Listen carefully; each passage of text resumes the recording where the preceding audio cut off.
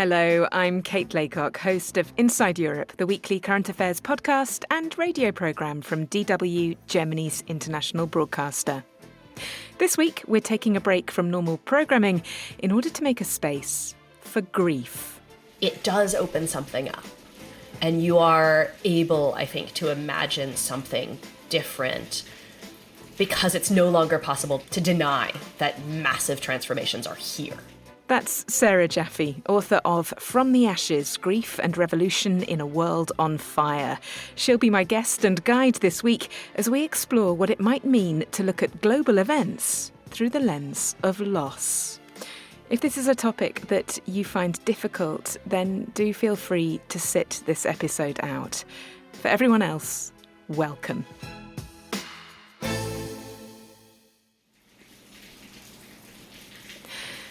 A storm was breaking over New Orleans when I spoke to Sarah Jaffe, author of From the Ashes, Grief and Revolution in a World on Fire. No, not that storm. Our conversation only happened a couple of weeks ago. But of course, in New Orleans, every storm carries with it an echo of Katrina. The city has been remade by a hurricane. And then each hurricane that comes, you see and feel the trauma and the damage that one left behind. And you can see it in the landscape of the city now. You know, there are still houses with the X's painted on them that people were using to indicate that the house had been checked to see if there were any survivors in it. Sarah Jaffe had lived in New Orleans as a child. She moved back as an adult following the death of her father in 2018. It was an event, she says, which changed everything. You know, my father died, and it turned my life upside down in ways that I did not expect and could not have foreseen. And, you know, I have been a journalist for quite a long time. I have been reporting on social movements for quite a long time. But after he died, I started to realize the grief that was embedded in sort of everything I was reporting on, and to use that as a lens to understand the stories that I'd already been sort of obsessed with telling. Sarah's a journalist and author with a long-term interest in the politics of the streets and of the workplace. Before From the Ashes, her last book was called Work Won't Love You Back. Through her own experience, she came to see grief as something akin to the sand in the machine, the thing that refuses to be limited in time and space and that makes you incapable of going back to normal, of slotting back into your old life and your old job. And all of that became much more visible to me because I was going through something that didn't let me put it down. That grief was so visceral, it was so physical, it was something that was like happening in my body. I couldn't sort of tune it out for the day to go about my day job and then pick it up again when I had time. And yet, when the COVID-19 pandemic hit, that was exactly what so many of us were expected to do. Not all of us, of course, because, as Sarah points out, the pandemic was experienced very differently by different categories of people. Those in jobs considered system relevant who had to keep working, those who lost their jobs, and those who were able to work from home. The people who were experiencing the pandemic, the people who died, the people who got sick, the people who were taking care of the sick, were those in the first category of those who were still going to work. When I talk to doctors, nurses, hospital workers, healthcare workers, they were experiencing the pandemic in a much, much, much more intense way than the rest of us were. So the doctors and the nurses who were there, those are the only people who are there with people as they're dying. And that's just this, like, incredibly, again, just traumatic experience that so many of these workers are still carrying, and they're still just going to work. In From the Ashes, Sarah Jaffe explores the ways in which the COVID-19 pandemic lay bare the logic of whose lives were considered expendable. One of her key case studies is the Italian city of Bergamo, the epicentre of the pandemic in Europe. An industrial city powered by poorly paid workers, often with a migration background, working in factories and warehouses. A city which was considered too economically important to shut down. The haunting thing about that, right, was it being referred to by, I believe, one of the industrialists as this is one of the economic lungs of this country. And so it has to keep going. And I was like, right, but like the lungs of actual humans are stopping because we have to keep the economic lungs going. We'll be hearing more from Sarah Jaffe throughout the programme. But first, I want to take you to Bergamo itself. 5 years have passed since military vehicles drove through the streets, removing the bodies of the dead. Now, Bergamo is busy and indeed booming, but for many, the scars still remain, as we'll hear in this report from Angelo van Schaik. The monumental cemetery in Bergamo, and there's a special field where all the victims of the COVID pandemic are buried, and I read the dates of death. July 14th, 2020, July 15th, 2020, February 2nd, 2020, July 30th, 2020, August 6th, August 6th, August 7th, August 9th, August 13th. And these were the people who were, so to speak, lucky to find a spot on the cemetery, while many more were taken away from Bergamo and cremated and buried somewhere else.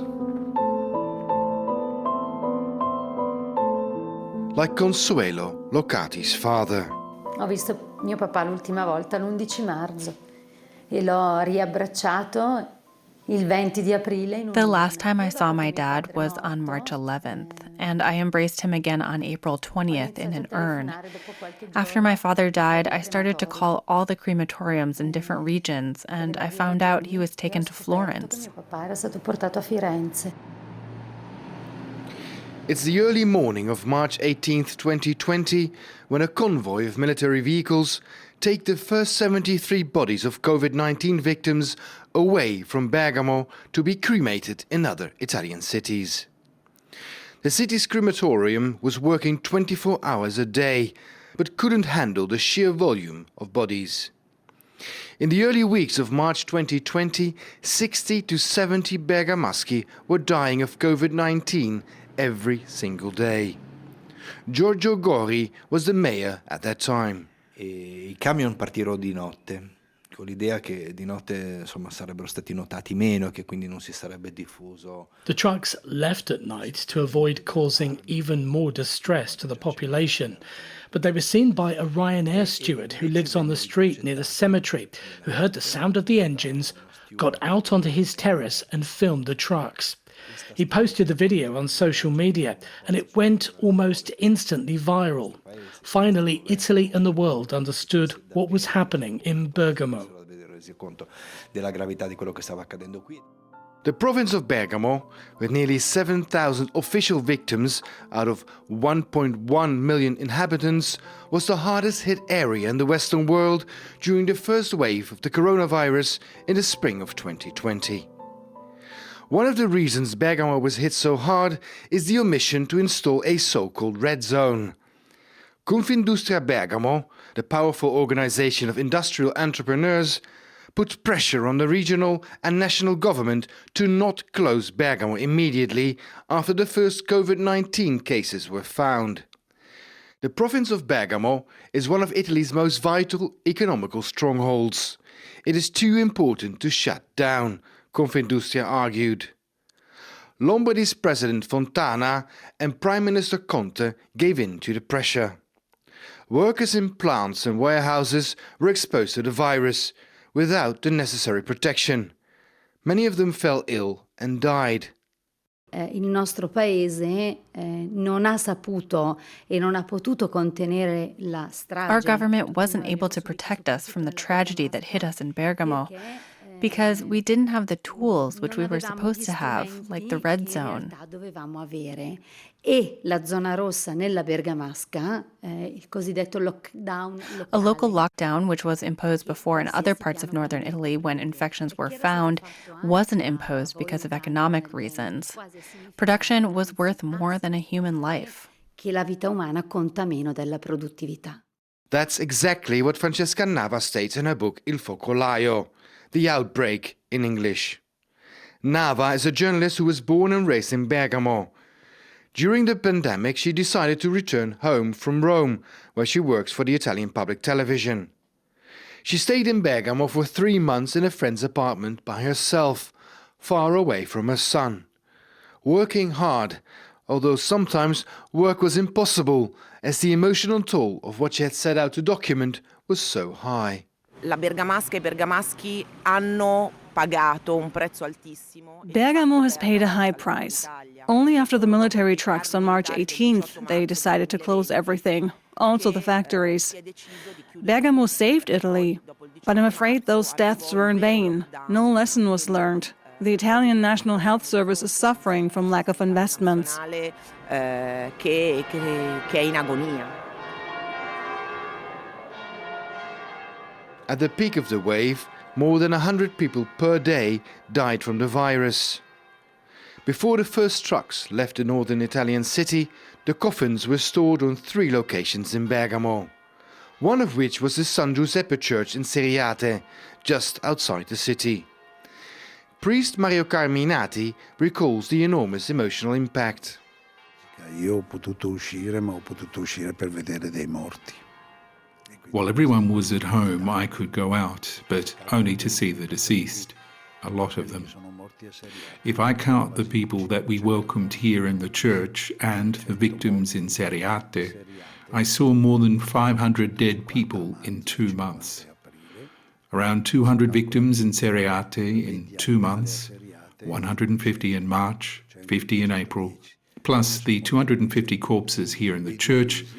On top of that, around 30 family members, friends and colleagues. In those 2 months, 24 priests died in Bergamo. Più una trentina di persone che conoscevo, solo i preti ne sono morti 24 in quei 2 mesi. The San Giuseppe is a modern church built with brown-orange bricks. On this spring morning, sunlight is shining through the window on the marble floor. The benches are neatly placed in line. A black and white photograph on the side wall is the only reminder of those dramatic weeks in the spring of 2020.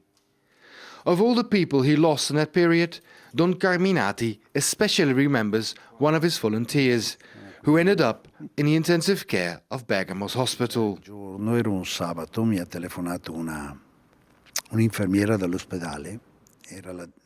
It was a Saturday evening around 8:30 when a nurse from the hospital called me to announce another passing.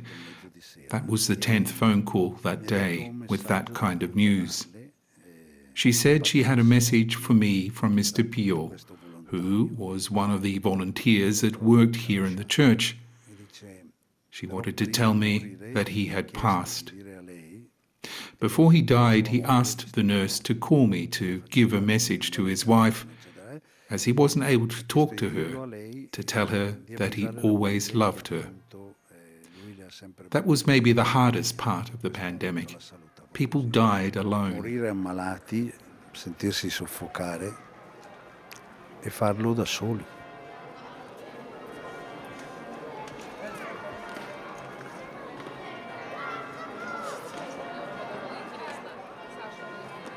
Walking through the streets of Bergamo's old city centre, it seems a prosperous and happy city.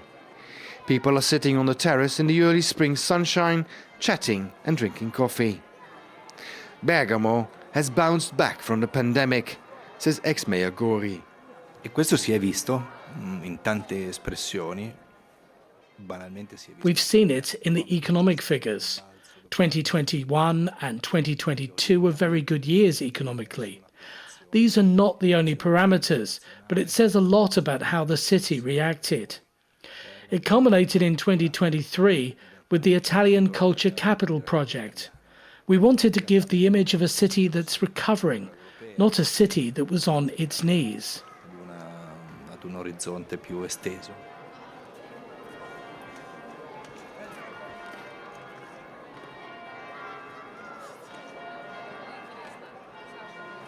Tourism grew with 20% since the pandemic. Bergamo Airport has become the third largest in Italy, right after Rome and Milan. But underneath the economic prosperity, growing tourism and happy people drinking and chatting in the sun, the scars are still fresh. È cambiata che abbiamo avuto tanti morti, perché i nostri governi purtroppo... The city has changed, one young man on the city's main square tells me. He says he lost friends in the pandemic. The government, he says, didn't react well.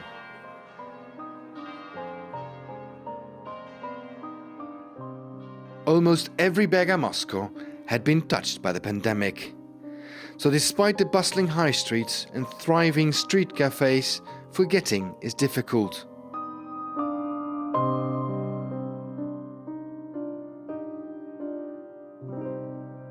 Angelo van Schaik, DW, Bergamo.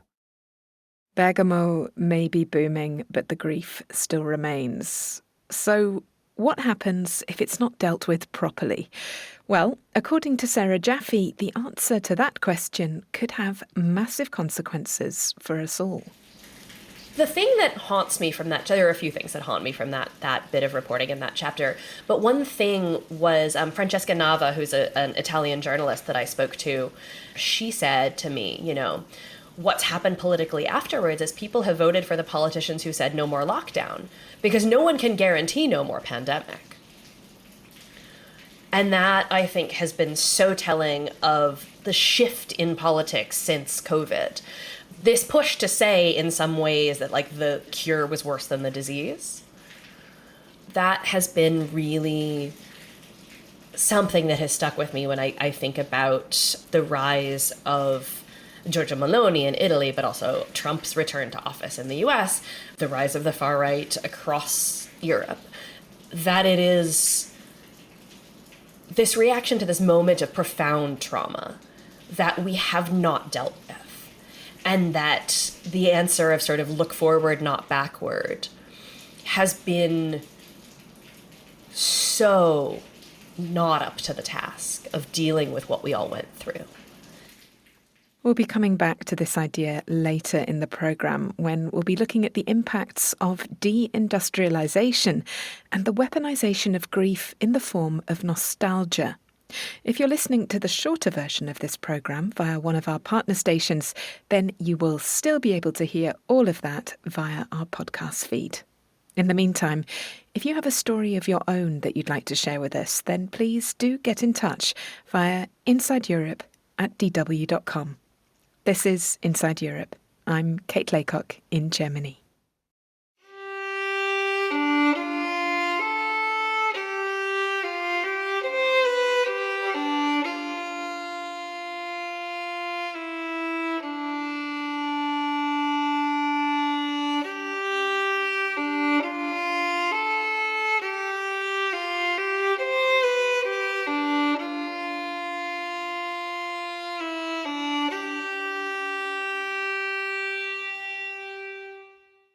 From Bergamo to New Jersey, in From the Ashes, Sarah Jaffe explores the workplace organising which grew up not just around demands for adequate PPE and workplace safety, but for the right to grieve itself. You have people who just had to get up and keep going, and we're told, right, that there are no funerals right now because COVID, so then you can just come back to work. You don't need the time off to grieve if there's no funeral to go to, as if the funeral is the only time that we're grieving. In the USA, this intersected with the mass public outpourings of grief and anger at the death of George Floyd and of so many other victims of racialized police violence, many of whom died like COVID victims, saying, "I can't breathe." It does open something up. And you are able, I think, to imagine something different because it's no longer possible to deny that massive transformations are here. Grief as a catalyst for social change. It's a current that I've been conscious of in many of the stories that we've been featuring on Inside Europe recently. The example that I gave Sarah was of our reporting from Serbia, where the deaths of 16 people in the Novi Sad train station disaster last year set in motion an anti-corruption protest movement which has already toppled a prime minister. On Saturday, 15th of March, people from all over the country converged on Belgrade for the biggest protest yet. Days ago when we talked, you said that the biggest issue is justice. Do you think justice will be served in Serbia? Maybe not today, but sure it's coming. I can see in the people's face and everything. Sarah spoke about a similar phenomenon following a major train disaster in Greece, and also about the centrality that the demand for the right to mourn has taken in protests against the killing by Israeli soldiers of tens of thousands of Palestinian civilians trapped inside the Gaza Strip. The thing that I think is powerful and has been incredibly powerful about the protests over the last year and however many months it's been, going on 2 years,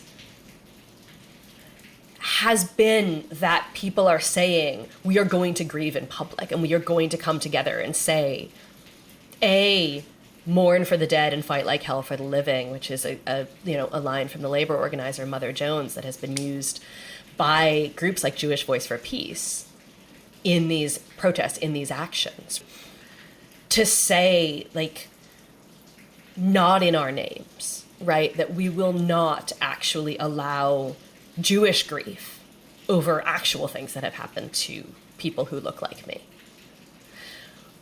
To be weaponized to do this to someone else, to do the same thing that happened to people who look like me, to other people who actually don't look that different from me either.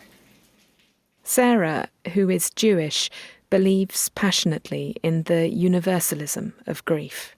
The way that I took never again was to mean never again for anyone.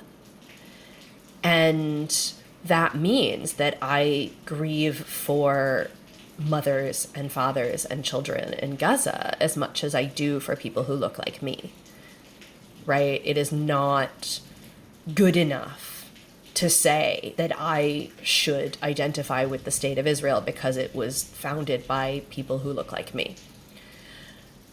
It is not enough to say that the Jews will be safe from another Holocaust if we just protect ourselves at all costs, because that just leaves us alone and isolated, and we have to build bigger walls and bigger guns and bigger bombs, and those failed, right? That October 7th was a reminder that those fail, and that putting people behind walls and holding them off with guns will never work forever, because there will always be ways to take those walls down.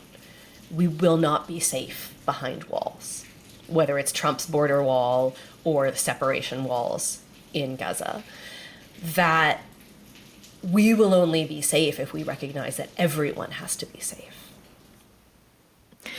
It's been argued that grief is the only human experience that will be shared by everyone. At some point or another, grief is coming for us all. There is, Sarah believes, radical potential in that fact. And on a heating planet, where collective experiences of loss are touching ever more of us, grief might just emerge as the biggest force for social change that we have. I'm Kate Laycock in Germany. You're listening to Inside Europe.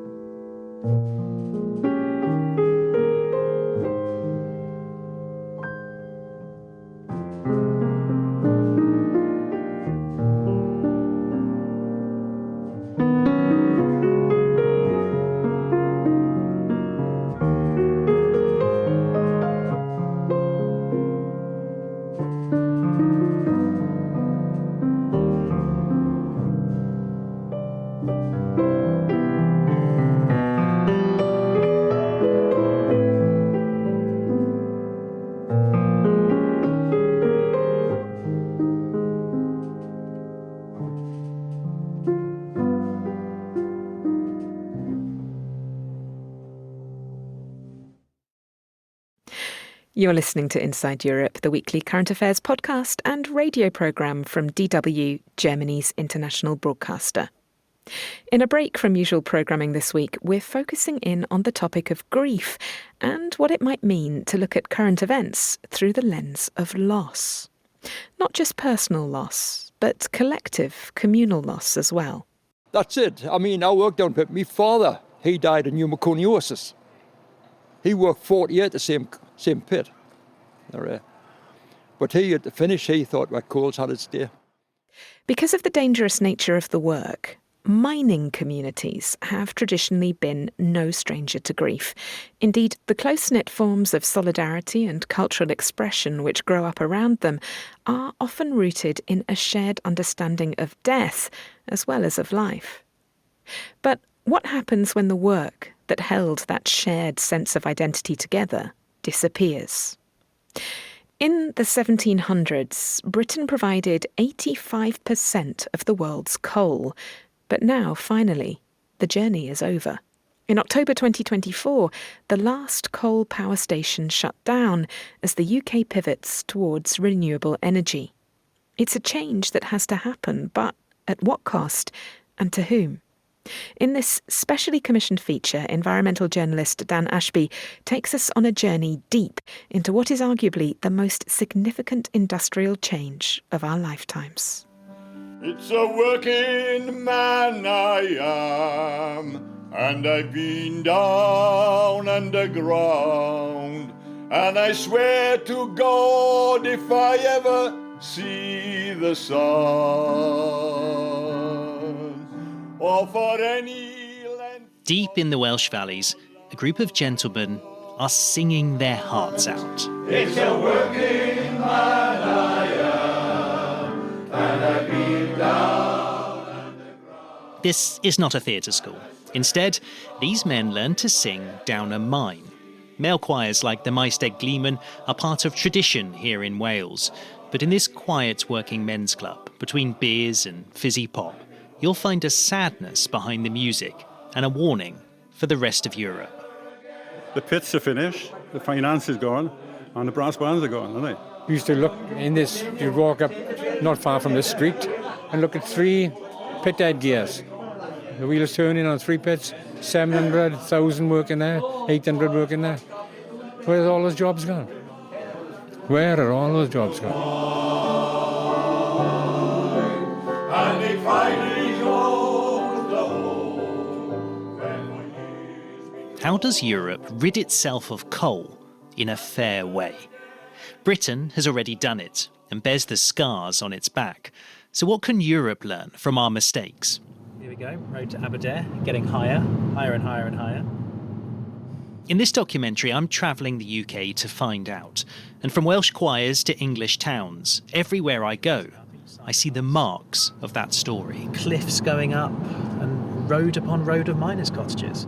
Hundreds of years ago, Britain provided 85% of the world's coal.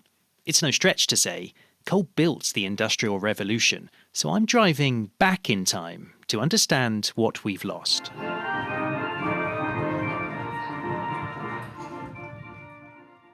I arrive at Beamish Living Museum in County Durham, an entire 1950s mining village that's been preserved, with hundreds of volunteer actors living a 50s life.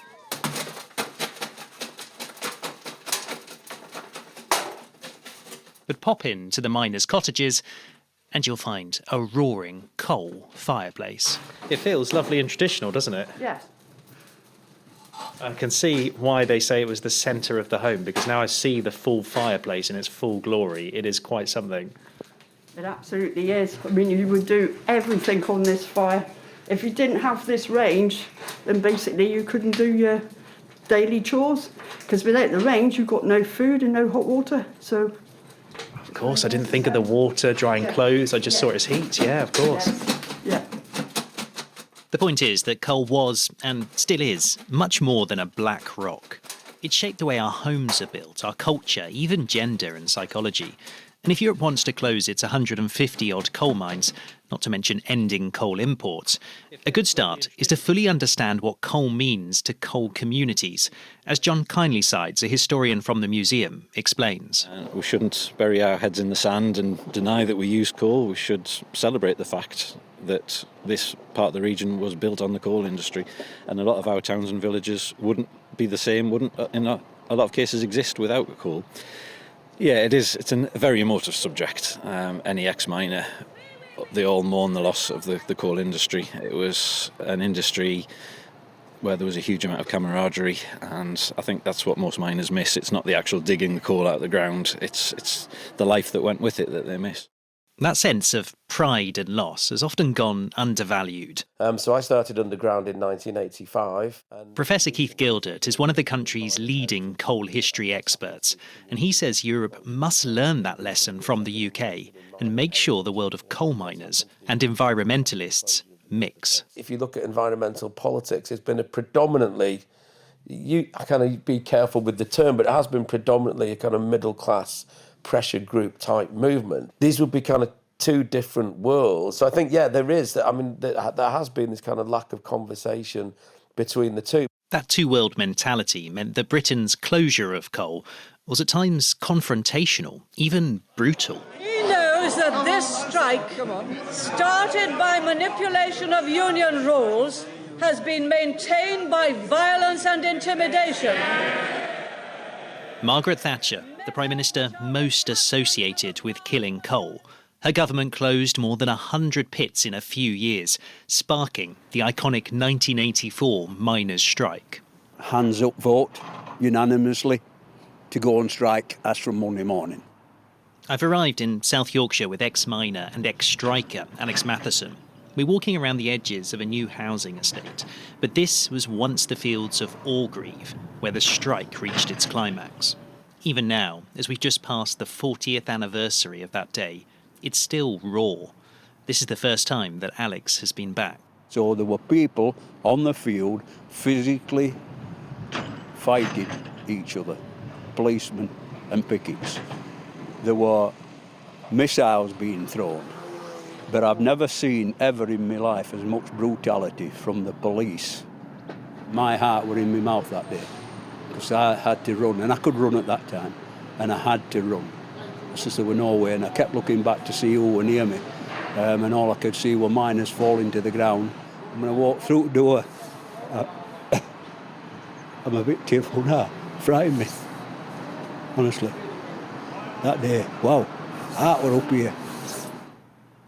The police beat innocent miners to break them. The government followed with its own policy. Within 10 years, 180,000 had lost their jobs, with little support or economic management.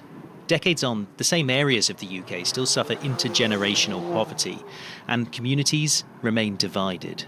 Did people fall out with them? Yeah, so people don't speak today. In some of the villages, some of them had destroyed the marriages, lost the homes. Like, for instance, next door to my dad's, they come and painted his house red while his wife and two kids were in the house. And they threw cans and cans of red paint over his house, his council house, to show that a scab lives here. He's saying that 40 years ago, people threw paint over the homes of those that went back to work early, and that even today, they're still outcast. Orgreave and the abrupt abandonment of coal communities in the 1980s has become the symbol of an unjust transition, where the poorest communities pay the price for an economic transformation. As Europe closes its coal power plants and moves to renewables, how can it avoid repeating that mistake?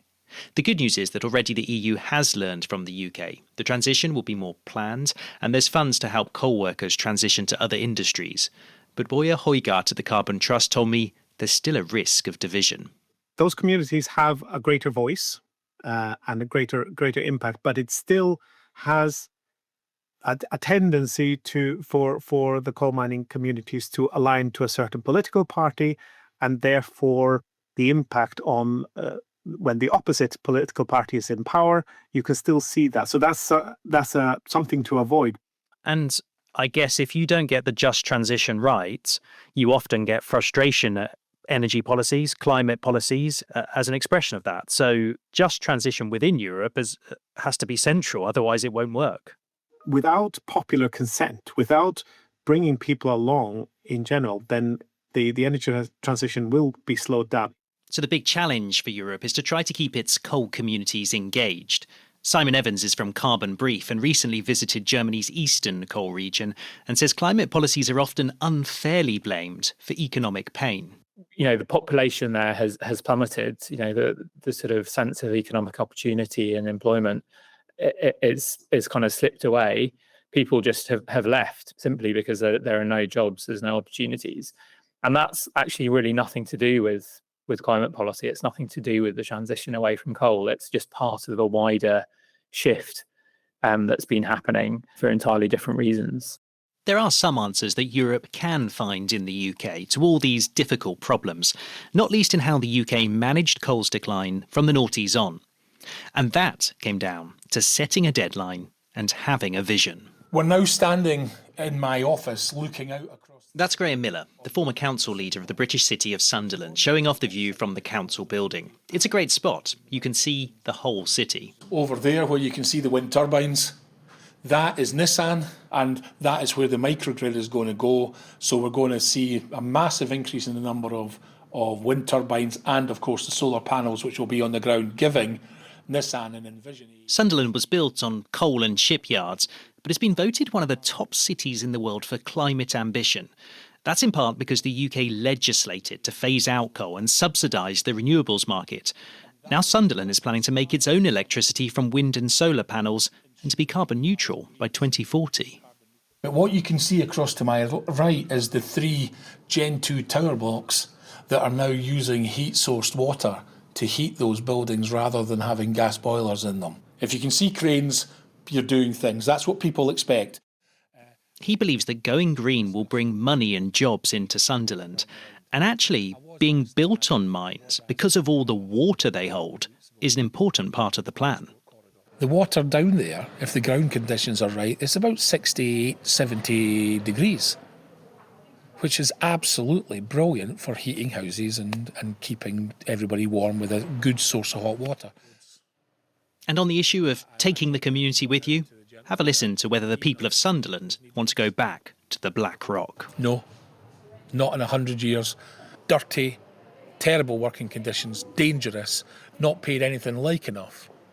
Why would we want men and women to be doing that as a job now in the 21st century? The time for coal, in my opinion, has been. It gave us the Industrial Revolution, and we must thank that because it put Britain at the top of the pile regarding world powers at that time. But we're now talking 100 years ago. Right? We've now got the ability to have energy through other things. What Sunderland needs to discover. And yet, even with models like Sunderland and the UK, Europe has its work cut out. 25 countries will have phased out coal by 2030, but another 12 either won't make that deadline or, in countries like Poland, haven't got a full plan to phase it out yet. Even Germany, seen as an environmental leader, says it'll phase out coal only by 2038. The re-election of Donald Trump and the rise of the far right in Europe have both made speeding up coal's demise much trickier. And as I left Sunderland, I didn't have to travel far to find ex-miners who are already rallying against climate progress. The dinosaurs were wiped out by? A meteorite. Which did what? Climate change. I've made it to a pub in Gateshead, where I'm having an argument with ex-miner Dave Douglas. And the species that existed before the dinosaurs were wiped out by what? But climate change. But isn't that an argument to say we don't want it to happen again? Of course we don't want it to happen again, but what I'm trying to say to you is we can't stop climate change. There can't be any rational debate with anybody on the subject of climate change if people think they can stop climate change. Well, we could stop man-made climate change, surely, because that's self-evidently true. We could, if we all committed mass suicide, we could stop man-made climate change if we don't contribute anything at all. But to think you can run away from the greatest source of power in the world, we're not going to stop using fossil fuels. Let me say to Greta, how dare you take away the future of people who've gotten out when you live in a very comfortable living room in Sweden with a professional mum and dad. The argument went on long into the evening, until I left, exhausted. Despite that, people like Dave are still in the minority. Unlike in the US over the past 30 years, the UK has cultivated that rarest of political things, a consensus. It is fragile and complicated and sometimes contested, but most people now agree coal is better left underground. And if you need any better illustration of why, then perhaps it's time to go underground yourself. And so keep your hats on and mind your heads. So we're walking into what was once a working drift mine, and I'm not very tall and I'm having to duck here. In the northeast of England, ex-miner Eric Foster shows me the ropes by leading me into a dark, dank, huge drift mine, the weight of a hillside above us. And this would have been loud, dirty, noisy, wet. Wet. The machine itself is 10 times louder than a normal road digger. Wow, and that's all day? That's all day, 8 hours a day with that machine. If you're working in there, you'll be working in there for 8 hours, lying down. In a hole that size? So that size. That there. 18 inches. I mean, that's 18 inches. Sometimes you might get less than 18 inches. It's barely bigger than a cereal box, if you can imagine that. I have got a scar, actually, on my brow, where I hit myself with a shovel. Coal has stuck to you through your life. Coal stuck to me. You can't get rid of it. Can't get away from it. I was from a coal mining family. Yeah. When we went to school, if your father didn't work in a coal mine, there was something the matter with him. Yeah. You know, that's what it used to be like. And to think that so many British people's lives played out in places like this. Between 1870 and 1950, in the UK, there was 96,000 men killed underground. We emerge back into the light to make sense of that. And now here we are, end of coal, really. There's no big coal mines left in the UK. We know the environmental legacy, but it's also had a big cultural, economic impact on our country. How should we remember it? Should we be glad that it's gone, or? Well, personally, me being an ex-coal miner, coal's had its day. It's finished. We can just remember it. Kids don't know what coal is. They've never seen coal before. Yeah. But should we be glad that it's gone? Personally, yes. Wow, you're the first ex-miner who's told me that. That's it. I mean, I worked down pit. My father, he died of pneumoconiosis. He worked 40 years at the same pit. But he, at the finish, he thought, well, coal's had its day.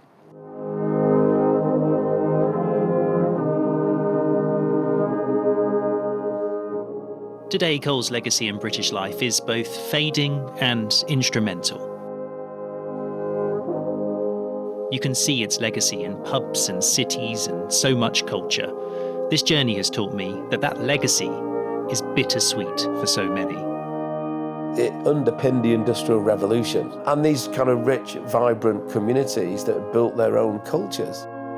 We're a proud people, and our contribution to society has been unbelievable. We clawed for coal. We built this country around coal, do you mean?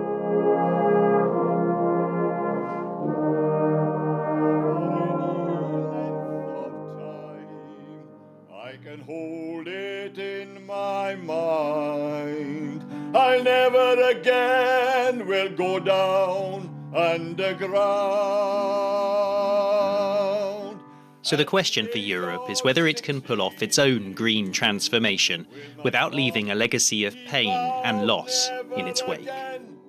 Dan Ashby, DW, in the UK. To the dark recess of the mines, where you age before your time, and the coal dust lies heavy on your What might mourning the dead and fighting like hell for the living look like in the context of modern-day deindustrialisation? We'll be back with analysis from Sarah Jaffe after the break. That's Here With Me, Kate Laycock, on Inside Europe.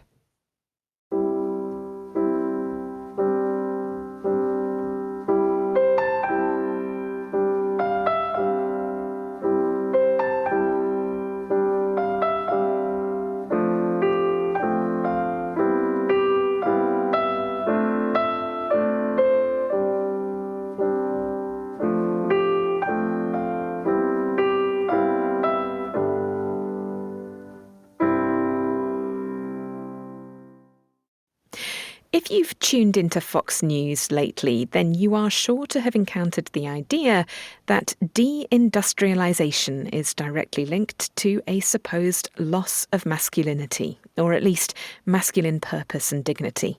And you'll hear voices in the UK making the same argument, and not just on the right of the political spectrum. When for so long we sort of tell people that the thing that makes you a man is you do hard work and you don't complain about it and you don't talk about your feelings at all, maybe, right? You just go to work and you do your job and you bring home the paycheck and you support your family. And now you can't do any of those things because the job is gone.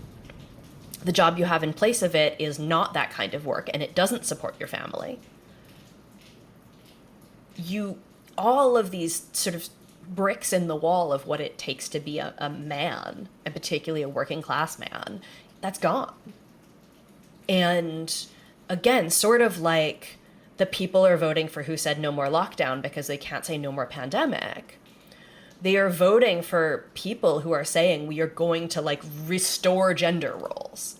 Trump's first executive order was men are men and women are women.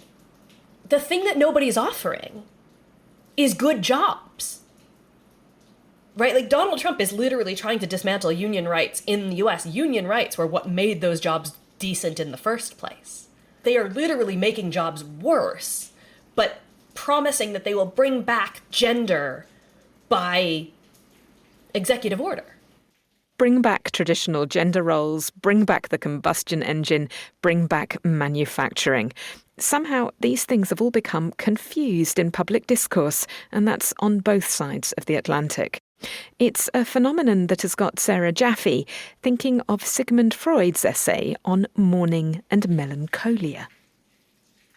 His argument in that piece is that melancholia is sort of a grief you can't let go of, that curdles in a way, right? That this refusal to let go of the lost object is dangerous and it pulls you down, right? And nostalgia is this very similar thing, right? Where you cling to the attachment to something that is not coming back. And the increasingly sort of panicked and violent attempts to restore something that is not coming back.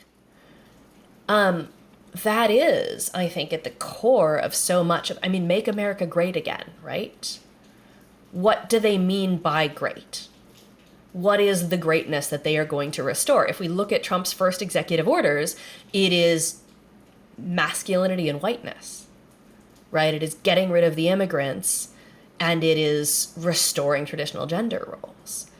It is a profoundly sort of backward-looking idea that is what we need to restore by having borders and deporting people and insisting that men are men and wiping out, DEI, which is the new whatever, diversity, equity, and inclusion, right?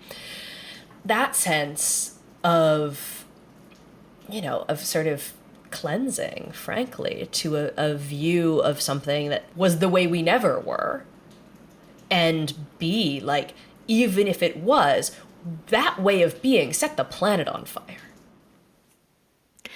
So what's the alternative? Presumably a just transition, a pivot towards greener, more future-facing industries, which puts the need for decent jobs in the local community at its heart, has to be a big part of it.